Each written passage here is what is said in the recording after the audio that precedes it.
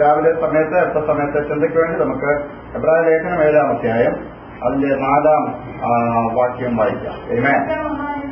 മതി. ആമേൻ. ഇവൻ എത്ര മഹാൻ എന്ന് നോക്കുകയും. ആമേൻ. രാവിലെ സമയം നമുക്കൊരു പ്രാവശ്യം കൂടെ നമ്മുടെ വീണ്ടെടുപ്പുകാരനെ ഒന്ന് നോക്കാം. അവൻ ആരാണ് എന്ന് നമുക്ക് മനസ്സിലാക്കുവാൻ ഒരിക്കലും സാധ്യമല്ല. അവനെ ഉള്ളവണ്ണം അറിയുവാനോ അതിന്റെ ആഴം ഗ്രഹിക്കുവാനോ നമ്മുടെ മാനുഷിക ബുദ്ധി അപ്രമേയമാണ്. എന്നാൽ നമുക്ക് അവനെ മനസ്സിലാക്കുവാനും അറിയുവാനും കഴിയുന്ന നിലവാരത്തിൽ അവനെ അറിയുവാനും ആരാധിക്കുവാനും രാവിലെ സമയം നമ്മുടെ ജീവിതത്തെ നമുക്കൊരു പ്രാവശ്യം കൂടെ ദൈവസന്നിധിയിൽ സമർപ്പിക്കാം. ഇവൻ എത്ര മഹാൻ എന്ന് നോക്കുകയും. ഗോത്രപിതാവായ അബ്രഹാം കൂടെയും അവന് കൊള്ളയുടെ വിശേഷ സാധനങ്ങളിൽ 10-1 കൊടുത്തുവല്ലോ. വലിയവനായ ദൈവത്തിന്റെ ഏകജാതനായ പുത്രൻ, തന്റെ ഏകജാതനായ പുത്രനിൽ വിശ്വസിക്കുന്ന ഏവനും നശിച്ചു പോകാതെ നിത്യജീവൻ പ്രാപിക്കേണ്ടതിന് ദൈവം അവനെ നൽകുവാൻ തക്കവണ്ണം ലോകത്തെ സ്നേഹിച്ചു. മത്തായിയുടെ സുവിശേഷം 12-ാം അധ്യായം 41-ാം വാക്യം വായിക്കുമ്പോൾ നമ്മൾ കാണുന്നത് ഇങ്ങനെയാണ്: അവൻ യോനയേക്കാൾ വലിയവൻ. ഹല്ലേലൂയ. അതേ അധ്യായത്തിൽ തന്നെ നമ്മൾ വായിക്കുന്ന മറ്റൊരു ഭാഗം ഇതാണ്: അവൻ ദേവാലയത്തെക്കാൾ വലിയവൻ. ഹല്ലേലൂയ. സർവ സൃഷ്ടികളെക്കാളും സർവ ചരാചരങ്ങളെക്കാളും വലിയവനാണ് നമ്മുടെ വാഴ്ത്തപ്പെട്ടവനായ കർത്താവ്. അവൻ ശലോമോനേക്കാൾ വലിയവൻ. ഒന്നിന്റെ കാര്യങ്ങൾ രാവിലെ സമയം നമുക്ക് ചിന്തിക്കാം. ഒന്ന് വായിച്ചാൽ മത്തായിയുടെ സുവിശേഷം 12-ാം അധ്യായം അതിന്റെ 41-ാം വാക്യം. ഇതിനേക്കാൾ ന്യായവിധിയിൽ ഈ തലമുറകൾ ഒന്നിച്ച് എഴുന്നേറ്റ് അതിനെ കുറ്റം വിധിക്കും. അവർ യോനയുടെ പുസ്തകം കേട്ട് മാനസാന്തരപ്പെട്ടുവല്ലോ. ഇതാ ഇവിടെ യോനയിലും വലിയവൻ. ഇതാ ഇവിടെ യോനയിലും വലിയവൻ. നമ്മുടെ വാഴ്ത്തപ്പെട്ടവനായ കർത്താവ് പ്രവാചക ശ്രേഷ്ഠന്മാരിൽ ഒരുവനായിരുന്ന യോനയേക്കാൾ വലിയവനായിരുന്നുവെന്ന് മത്തായി ഇവിടെ രേഖപ്പെടുത്തുന്നു. എന്താ യോനയും യേശുവും തമ്മിലൊരു താരതമ്യം നടത്തിയാലുള്ള വ്യത്യാസം എന്താ? 1,20,000-ത്തിലധികം ആളുകളാണ് യോനയുടെ പ്രസംഗത്തിൽ മാനസാന്തരത്തിലേക്ക് നയിക്കപ്പെട്ടത്. എന്നാൽ യോനയുടെ പുസ്തകം 3-ാം അധ്യായം 4-ാം വാക്യം നിങ്ങൾ വായിക്കേണ്ട. ആ വാക്യം വായിച്ചാൽ നമുക്ക് മനസ്സിലാക്കുവാൻ കഴിയുന്നത് യോന വിളിച്ചു പറഞ്ഞത് ന്യായവിധിയുടെ സന്ദേശമാണ്. നമ്മുടെ വാഴ്ത്തപ്പെട്ടവനായ കർത്താവ് അവതരിച്ചത് അവൻ ന്യായവിധി പ്രസ്താവിക്കുവാനല്ല, മറിച്ച് സകല മനുഷ്യർക്കും വിടുതൽ പ്രഖ്യാപിക്കുവാനാണ് നമ്മുടെ കർത്താവ് അവതരിച്ചത്. ഇന്ന് വായിച്ച യോഹന്നാന്റെ സുവിശേഷം 3-ാം അധ്യായം 17-ാം വാക്യം ഒന്ന് വായിച്ചേ.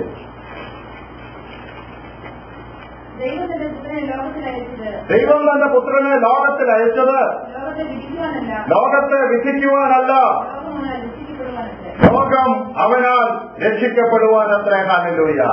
യോന ഒരു പ്രവാചകൻ എന്ന നിലയിൽ ലോകത്തോടുള്ള ന്യായവിധി വിളിച്ചു പറഞ്ഞെങ്കിൽ ഇവിടെ ഇതാ ലോകത്തിന്റെ പാപത്തെ ചുമന്നൊലിക്കുന്ന ദൈവത്തിന്റെ കുഞ്ഞാട് നിൽക്കുന്നു. ഹല്ലേലൂയ. അധ്വാനിക്കുന്നവരും ഭാരം ചുമക്കുന്നവരുമായുള്ളവരെ എന്റെ അടുക്കിലേക്ക് വരുവിൻ, ഞാൻ നിങ്ങളെ ആശ്വസിപ്പിക്കും. ഹല്ലേലൂയ. യേശു യോനയേക്കാൾ വലിയവനാണ്. എന്താണ് കാര്യം? അവനാണ് നമുക്ക് സ്വാതന്ത്ര്യം വിളംബരം ചെയ്തത്. അവനാണ് നമുക്ക് വേണ്ടി ചങ്കിലെ ചോര തന്ന് നമ്മെ വീണ്ടെടുത്തത്. അവന്റെ പ്രസംഗം, അവന്റെ സുവിശേഷം, അവന്റെ സന്ദേശം സ്നേഹത്തിന്റെ സന്ദേശമാണ്. നോക്കുക, യേശുവിനെ അവൻ യോനയേക്കാൾ വലിയവനാണ്. ഹല്ലേലൂയ. അതിന്റെ 42-ാം വാക്യം ഒന്ന് വായിച്ച മത്തായിയുടെ സുവിശേഷം 12-ാം അധ്യായം 42-ാം വാക്യം. തെക്കേ രാജ്യ ന്യായവിധിയിൽ തലമുറകൾ ഒന്നിച്ചു ഉയർത്തെഴുന്നേറ്റ് അതിനെ കുറ്റം വിധിക്കും. സലോമോന്റെ ജ്ഞാനം കേൾപ്പാൻ അറിയുവാൻ നിന്ന് വന്നുവല്ലോ. ഇവിടെ ഇതാ ശലോമോനിലും വലിയവൻ. ഇവിടെ ഇതാ ശലോമോനിലും വലിയവൻ. ഹല്ലേലൂയ. ശലോമോൻ രാജാവ് ചരിത്രത്തിൽ ജീവിച്ചിരുന്ന ഏറ്റവും ശ്രേഷ്ഠരായ രാജാക്കന്മാരിൽ ഒരാളാണ്. വിവിധ കാര്യങ്ങളിൽ അവൻ വളരെ ശ്രേഷ്ഠനായിരുന്നു. ഒന്ന് വായിച്ച രാജാക്കന്മാരുടെ 1-ാം പുസ്തകം 10-ാം അധ്യായം അതിന്റെ 5-ാം വാക്യം ഒന്ന് വായിച്ചേ. 1 രാജാ 10-5. ശേബ രാജ്ഞി കടന്നു വന്ന് അവന്റെ മേശയിലെ ഭക്ഷണവും അവന്റെ ഭൃത്യന്മാരുടെ ഇരിപ്പും അവന്റെ ശുശ്രൂഷകന്മാരുടെ നിലയും അവരുടെ ഉടുപ്പും അവന്റെ പാനപാത്രവാഹകന്മാരെയും യഹോവയുടെ ആലയത്തിലേക്കുള്ള അവന്റെ എഴുന്നള്ളത്തും കണ്ട് അമ്പരന്നു പോയി. നോക്കൂ, അക്ഷരീകമായി ഒരു രാജാവിന്റെ ശ്രേഷ്ഠതയെക്കുറിച്ച് അവിടെ രേഖപ്പെടുത്തിയിരിക്കുകയാണ്. ശലോമോൻ രാജാവിന്റെ ജ്ഞാനത്തെക്കുറിച്ചും അവന്റെ പ്രതാപ ഐശ്വര്യങ്ങളെക്കുറിച്ചും ശേബാരാജ്ഞി കേട്ടിട്ട് അത് അങ്ങനെ തന്നെയാണോ എന്നറിയുവാൻ അവൾ നേരിട്ട് കൊട്ടാരത്തിൽ എഴുന്നള്ളി വന്ന് ആ കാഴ്ച കണ്ടിട്ട് അവൾ അത്ഭുത സ്തബ്ധയായി എന്നാണ് രേഖപ്പെടുത്തിയിരിക്കുന്നത്. എന്താ അവൾ പറഞ്ഞത്? നിന്നെക്കുറിച്ച് ഒരു കേൾവി മാത്രമേ ഞാൻ കേട്ടിരുന്നുള്ളൂ, നേരിട്ട് വന്ന് ഞാൻ കണ്ടു കഴിഞ്ഞപ്പോൾ ഇതെത്ര ശ്രേഷ്ഠമായിരിക്കുന്നു.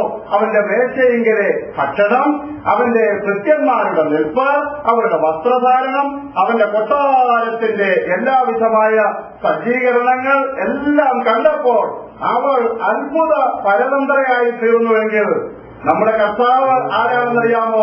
അവൻ രാജാക്കന്മാരുടെ രാജാവാണ്. ഹല്ലേലൂയ. രാജാക്കന്മാരുടെ ഹൃദയം എന്റെ കർത്താവിന്റെ മുമ്പിൽ എങ്ങനെയാണ്? കൈകൾ ഉയർത്തോട് കണക്കെയാണ്. ഹല്ലേലൂയ. നെബൂഖദ്നേസർ രാജാവ് ചരിത്രത്തിലെ ഏറ്റവും ശ്രേഷ്ഠരായ രാജാക്കന്മാരിൽ ഒരാളായിരുന്നു. മഹതിയാം ബാബിലോൺ നിർമ്മിച്ചു കഴിഞ്ഞ് അവൻ തന്നെ ഇങ്ങനെ പറഞ്ഞു, നോക്കൂ, ഇതെല്ലാം എന്റെ കൈകൾ സൃഷ്ടിച്ചെടുത്ത മഹതിയാം ബാബിലോൺ അല്ലയോ? ദൈവം സ്വർഗത്തിൽ നിന്ന് ചെറിയൊരു ആറ്റ് കൊടുത്തപ്പോൾ സംഭവിച്ചെന്താണെന്നറിയാമോ? രാജാക്കന്മാരുടെ ശ്രേഷ്ഠ ചക്രവർത്തിയായിരുന്ന നെബൂഖദ്നേസർ രാജാവ് ഒരു കാളയെ പോലെ പുലിഞ്ഞ് ഒരു മൃഗമായി തീർന്നു. രോമം അവന്റെ ശരീരത്ത് വളർന്ന് അവൻ കാട്ടിലേക്ക് പോയി മഞ്ഞും വെയിലും കൊണ്ട് കാട്ടിൽ ജീവിച്ചു 7 വർഷം. നോക്കൂ, ലോകത്തിലുള്ളതിനെ മുഴുവനും നിയന്ത്രിക്കുന്നവനാണ് സർവശക്തനായ ദൈവം. നമ്മുടെ വാഴ്ത്തപ്പെട്ടവനായ കർത്താവ് അവൻ ശലോമോനേക്കാൾ തന്റെ പ്രതാപത്തിൽ വലിയവനാണ് എന്നാണ് വേദപുസ്തകം വിളിച്ചു പറയുന്നത്. ഹല്ലേലൂയ.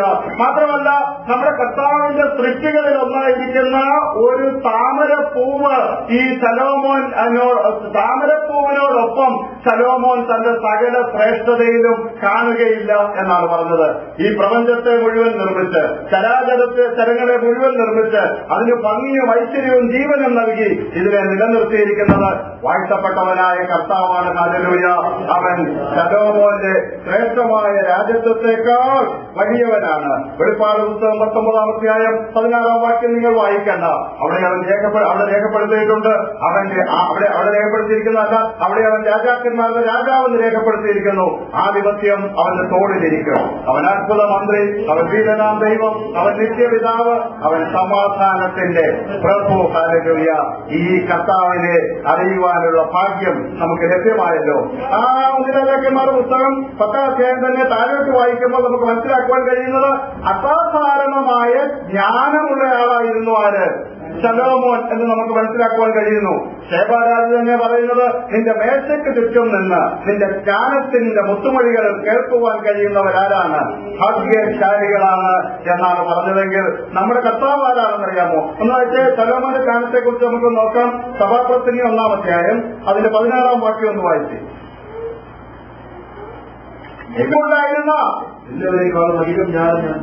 എല്ലാവരെക്കാളും അധികം ജ്ഞാനം ഞാൻ സമ്പാദിച്ചിരിക്കുന്നു. അത് പറഞ്ഞ ശലോമോൻ ജ്ഞാനം എന്നിൽ നിറഞ്ഞു നിന്നുവെന്നാണ് അവൻ പറയുന്നത്. വലിയ ജ്ഞാനം നമുക്കറിയാം. ദൈവത്തോട് അവൻ ആവശ്യപ്പെട്ടതാണത്, അല്ലേ? അവൻ രാജസ്ഥാനത്തേക്ക് വന്നപ്പോൾ അവൻ പറഞ്ഞത്, എന്റെ പിതാവിനുമായിട്ട് തട്ടിച്ചു നോക്കിയാൽ ഞാൻ ഒന്നുമില്ല, ഈ വലിയ ജനവിഭാഗത്തെ നയിക്കുവാനുള്ള ബുദ്ധിയും ജ്ഞാനവും ഒന്നും എനിക്കില്ല. അത് കർത്താവേ, എന്റെ ജീവിതത്തിൽ എനിക്ക് ഏറ്റവും അധികം ആവശ്യമായിരിക്കുന്ന ജ്ഞാനമാണ് എന്നവൻ പ്രാർത്ഥിച്ചു. അത് അവന് കർത്താവ് ധാരാളമായി നൽകി. എന്നാൽ ലോകത്തിൽ നിന്ന് ലഭ്യമാകുന്ന ജ്ഞാനം മാത്രമാണ് ആർക്കുണ്ടായിരുന്നത്? ശലോമോൻ ഉണ്ടായിരുന്നതെങ്കിൽ നമ്മുടെ വാഴ്ത്തപ്പെട്ടവനായ കർത്താവ് ആരാണെന്ന് നമുക്ക് നോക്കാം. കൊരിന്ത്യർക്ക് എഴുതിയ 1-ാം ലേഖനം 1-ാം അധ്യായം 22 മുതൽ 24 വരെ ശരിക്കും വായിക്കണേ. ഞങ്ങളോ ക്രൂശിക്കപ്പെട്ട ക്രിസ്തുവിനെ പ്രസംഗിക്കുന്നു. യഹൂദന്മാർക്ക് ഇടർച്ചയും ജാതികൾക്ക് ഭോഷത്വമെങ്കിലും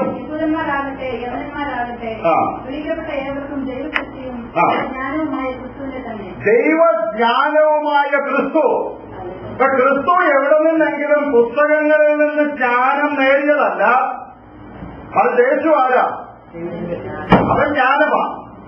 അപ്പൊ ലോകത്ത് നമുക്ക് എന്തെല്ലാം അറിവുകൾ ഏതൊക്കെ ശാസ്ത്രജ്ഞന്മാർ എവിടെയൊക്കെ നേടുന്നുവോ നോക്കൂ. 20-ാം നൂറ്റാണ്ടിന്റെ മധ്യഭാഗം കഴിഞ്ഞതിന് ശേഷമാണ് കമ്പ്യൂട്ടർ കണ്ടുപിടിച്ചത്.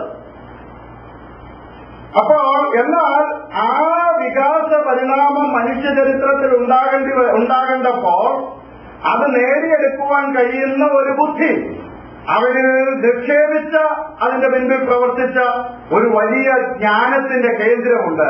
അതാരാണെന്നറിയാമോ? നമ്മുടെ വാഴ്ത്തപ്പെട്ടവനായ കർത്താവ്. ഹല്ലേലൂയ. അവൻ ലോകത്തിലെ ജ്ഞാനം പുസ്തകങ്ങളിൽ നിന്ന് നേടിയെടുത്തതല്ല, അവൻ ജ്ഞാനം തന്നെയാണ്. ഹല്ലേലൂയ. 2 കൊരിന്ത്യർ 4:6 വായിച്ച്.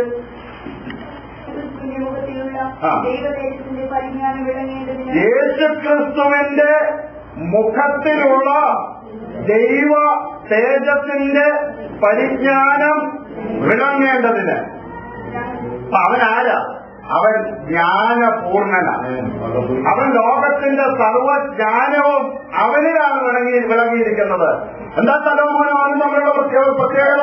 നമ്മളിപ്പോൾ കേട്ട വായിച്ച വേദഭാഗത്തിന്റെ അടുത്ത ഭാഗത്ത് പറയുന്നത് ഇങ്ങനെയാണ്: അവന്റെ മുഖത്ത് വിളങ്ങുന്ന ആ ദൈവ തേജസ്സിന്റെ ജ്ഞാനം നമ്മിലേക്ക് പകർത്തുവാൻ അവൻ പ്രാപ്തിയുള്ളവനാണ്. ശലോമോന്റെ ജ്ഞാനം അവനിൽ മാത്രം വസിച്ച് അവന്റെ കാലഘട്ടം കൊണ്ട് അവസാനിക്കുന്നതാണെങ്കിൽ, ക്രിസ്തുവിന്റെ ജ്ഞാനം അത് നിലനിൽക്കുന്ന ജ്ഞാനവും ലോകത്തിന്റെ മുഴുവൻ പരിജ്ഞാനവും സമ്പൂർണമായി അവനിൽ വിളങ്ങിയിരിക്കുകയാണ്.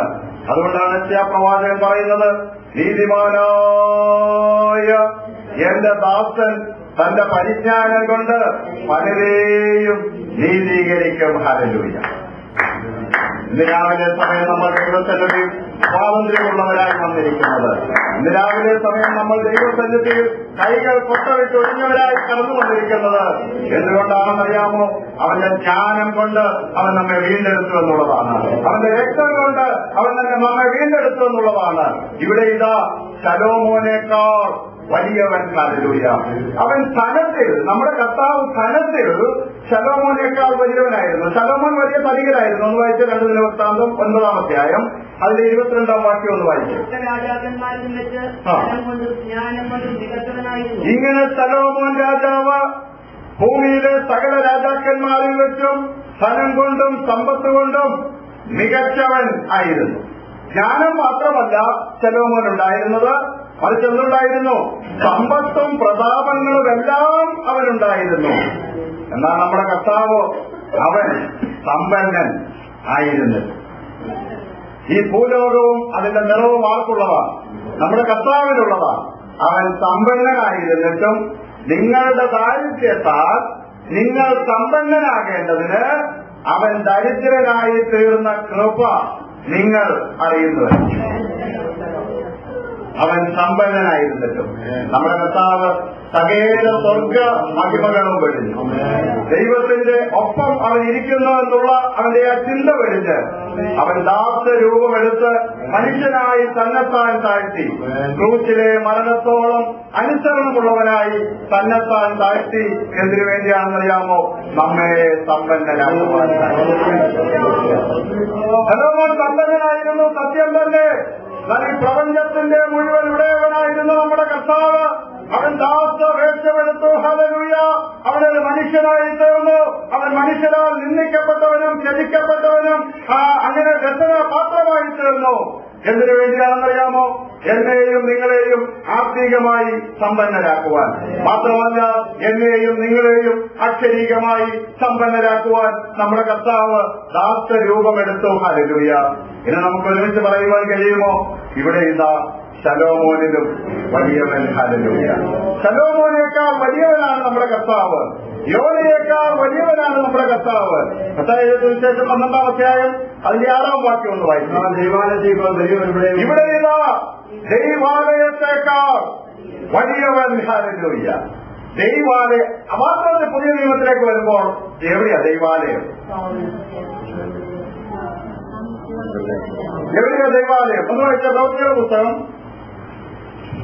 7-ാം അധ്യായം 47 മുതലുള്ള വാക്യങ്ങൾ. ആ ദേവാലയം എന്ന് പറഞ്ഞാൽ യഹൂദന്മാരെ സംബന്ധിച്ചിടത്തോളം അവരുടെ ആത്മാവിന്റെ ഭാഗമാണ്. ആ ദേവാലയം അവരെ സംബന്ധിച്ചിടത്തോളം ഒഴിവാക്കാൻ കഴിയാത്ത കാര്യമാണ്. ആ ദേവാലയത്തിൽ അവർ അസാധാരണമായ പ്രാധാന്യം കൽപ്പിച്ചിരുന്നു. ദേവാലയം തീർച്ചയായും ശ്രേഷ്ഠമായ കാര്യം തന്നെയാണ്. ദേവാലയത്തിൽ അതിൻ്റെതായ പ്രാധാന്യം എല്ലാം ഉണ്ട്. എന്നാൽ നമ്മുടെ കർത്താവിനെ സംബന്ധിച്ച് നാം പഠിക്കുമ്പോൾ ഒന്ന് വായിച്ച പറഞ്ഞത്, ശലോമോൻ അവന് ആലയം പണിതു. ശലോമോൻ അവനൊരു ആലയം പണിതു. കൈപ്പണിയായത് വസിക്കുന്നില്ലതാണ്. അത് അത്യുന്നതൻ കൈപ്പണിയായത് വസിക്കുന്നില്ലതാനും. സ്വർഗം എനിക്ക് സിംഹാസനവും ഭൂമി എന്റെ പാദപീഠവുമാകുന്നു. നിങ്ങൾ എനിക്ക് പണിയുന്ന ആലയം ഏത് വിധം എന്റെ വിശ്രാമ സ്ഥലവും ഏത്? നോക്കൂ, നമ്മൾ കൈപ്പണിയായി നിർമ്മിക്കുന്ന ഒരാലയത്തിലും ആരെഴുന്നള്ളി വസിക്കുന്നില്ല, സർവശക്തനായ ദൈവം വസിക്കുന്നില്ല. ഇപ്പൊ പഴയ നിയമകാലത്ത് തന്റെ പ്രതാപമാകാത്യത്തിൽ ദാവീദ് ഒരുക്കി വെച്ചതിന്റെ അനന്തരമായി ശലോമോൻ അതിമനോഹരമായ ദേവാലയം പണിതാലും വേദപുസ്തകം നമ്മളോട് പറയുന്നത് എന്താ? പഴയ നിയമകാലമായാലും പുതിയ നിയമകാലമായാലും ഒരു ദേവാലയത്തിൽ ദൈവത്തെ ഒതുക്കുവാൻ സാധ്യമല്ല. എന്താ കാര്യം എന്നറിയാമോ? ഇവൻ ദേവാലയത്തെക്കാൾ വലിയവനാണ്. നമ്മുടെ വാഴ്ത്തപ്പെട്ടവനായ കർത്താവ്, നമ്മുടെ ആരാധനാമൂർത്തിയായിരിക്കുന്ന കർത്താവ്, അവൻ ദേവാലയത്തെക്കാൾ വലിയവനാണ്. എന്നാൽ നിങ്ങൾ ദൈവത്തിന്റെ മന്ദിരമെന്നും ദൈവത്തിന്റെ ആത്മാവ് നിങ്ങൾ അധിവസിക്കുന്നതെന്നും അറിയുന്നില്ലയോ? രാവിലെ കടന്നു വന്നിരിക്കുന്ന നീ ഒരു ദേവാലയമാണ്. നിന്റെ ഹൃദയത്തിലാണ് കർത്താവ് എഴുന്നേറ്റ് വസിക്കുന്നത്. നിന്റെ ഹൃദയത്തിൽ ആ ദൈവമുണ്ടെങ്കിൽ നിനക്ക് നിർവിചാരിയായി ദൈവസന്നിധിയിരിക്കുവാൻ സാധ്യമല്ല. നിനക്ക് അലക്ഷ്യമായി ദൈവസന്നിധിയിരിക്കുവാൻ സാധ്യമല്ല. അവനെ ആരാധിക്കാതിരിക്കുവാൻ സാധ്യമല്ല. എന്ന് പറഞ്ഞാൽ നിന്റെ ഹൃദയത്തിൽ കർത്താവ് എഴുന്നേറ്റ് വസിക്കുന്നുവെങ്കിൽ നിന്റെ ആരാധനയിൽ അത് വെളിപ്പെടുവാനിടയാകണം. നിന്റെ ധ്യാനത്തിൽ അത് വെളിപ്പെടുവാനിടയാകണം. നിന്റെ പ്രാർത്ഥനയിൽ അത് വെളിപ്പെടുവാനിടയാകണം. ദേവാലയത്തേക്കാൾ വലിയവനായവൻ നിങ്ങളുമായിട്ടാകും നിന്റെ ഹൃദയത്തിൽ വാഴുന്നവർക്ക് ഈ ദൈവത്തെ സ്തുതിച്ച് മഹത്വപ്പെടുത്തുവാൻ ആരാധിക്കുവാൻ കടപ്പെട്ടവരാണ്. ഹല്ലേലൂയ. ഇവിടെ ഇതാ ദേവാലയത്തേക്കാൾ വലിയവൻ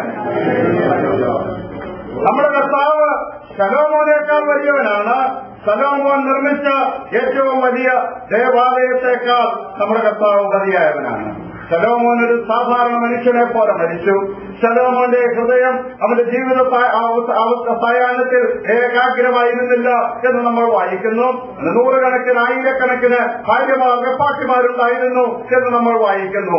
ഏതൊക്കെ പ്രതാപശാലിയായിരുന്നാലും, എത്രയധികം സമ്പത്ത് സ്വരുക്കൂട്ടിയാലും, എത്ര വലിയ ജ്ഞാനത്തിന്റെ ഉടമയായിരുന്നാലും, അവൻ മൺമറയുന്ന മനുഷ്യനായിരുന്നെങ്കിൽ മരണമേ നിന്റെ ജയം എവിടെ, പാതാളമേ നിന്റെ വിഷമുള്ള എവിടെയെന്ന് ചോദിച്ച് മരണത്തെയും പാതാളത്തെയും പരാജയപ്പെടുത്തിയെന്ന് മാത്രമല്ല, ഞാൻ ഇരിക്കുന്നിടത്ത് നിങ്ങളെയും ഇരുത്തേണ്ടതിന് പിന്നെയും വന്ന് നിങ്ങളെ എന്റെ അടുക്കൽ ചേർത്തുകൊള്ളുമെന്ന് പറഞ്ഞ് നമുക്ക് നിത്യജീവൻ വാഗ്ദത്തം ചെയ്ത യേശു ശലോമോനേക്കാൾ വലിയവനാണ്. രാവിലെ സമയം നമുക്ക് ഒരുമിച്ച് അവൻ പുറത്തേക്ക് നോക്കിയിട്ട് ഇങ്ങനെ പറയാം, ഇവൻ എത്ര മഹാൻ എന്ന് നോക്കുകയും എന്റെ ഹൃദയം ഇന്ന് രാവിലെ സമയം നന്ദിയാൽ നിറയുകയാണ്. എന്റെ ഹൃദയം ഇന്ന് രാവിലെ സമയം സന്തോഷത്താൽ നിറയുകയാണ്. ഈ വലിയ കർത്താവിനെ സ്വന്തം മകനെ പോലെ കടന്നു വന്ന് ആരാധിപ്പാൻ ആരാധത്തിൽ കാഴ്ചക്കാരനായി നിൽക്കുന്നവനല്ല, കൃപാസനത്തോളം അടുത്തു വന്ന് അവനെ അപ്പാ പിതാവ് എന്ന് വിളിപ്പാനുള്ള പുത്രത്വത്തിന്റെ അവകാശം എന്റെ കർത്താവ് എനിക്ക് നൽകി തന്ന ഓർത്ത് ഇന്ന് രാവിലെ സമയം ഞാൻ എന്റെ ദൈവത്തെ സ്തുതിക്കുന്നു, വാഴ്ത്തപ്പെടുത്തുന്നു. ഹല്ലേലൂയ. സമയക്കാരി സ്ത്രീ അവന്റെ മുഖത്ത് നോക്കി അവനോട് ചോദിച്ചു, ഞങ്ങൾക്ക് ഈ കിണർ നിർമ്മിച്ചു നൽകി തന്ന യാക്കോബിനേക്കാൾ നീ വലിയവനാണോ? യേശുവിന്റെ മറുപടി, ഈ കിണറ്റിൽ നിന്ന് കുടിക്കുന്നവനെല്ലാം പിന്നെയും പിന്നെയും ദാഹിക്കും. എന്നാൽ ഉത്സവത്തിന്റെ മഹാദിനമായ ഒടുക്കത്തെ നാം യേശു നിന്നുകൊണ്ട് കാണിക്കുന്നവരെല്ലാം എന്റെ അടുക്കൽ വരട്ടെ. എന്നെ വിശ്വസിക്കുന്നവന്റെ ഉള്ളിൽ നിന്ന് തിരുവെടുത്ത് വായുന്നതിന് പ്രകാരം ജീവജലത്തിന് നദികൾ ഒഴുകുന്നവൻ എടുത്തു പറഞ്ഞെങ്കിൽ നിനക്കിനെ ഒരിക്കലും കാണിക്കാതെ വണ്ണം ആ വലിയ കിണറിന്റെ ഉടമയുടെ അടുക്കലാണ് രാവിലെ സമയം നീ വന്നിരിക്കുന്ന നോക്ക്, ഇവനെത്ര മഹാൻ എന്ന് നോക്കുകയും എല്ലാ കണ്ണുകളും ദൈവസന്നിധിയിൽ അറിയപ്പെടട്ടെ.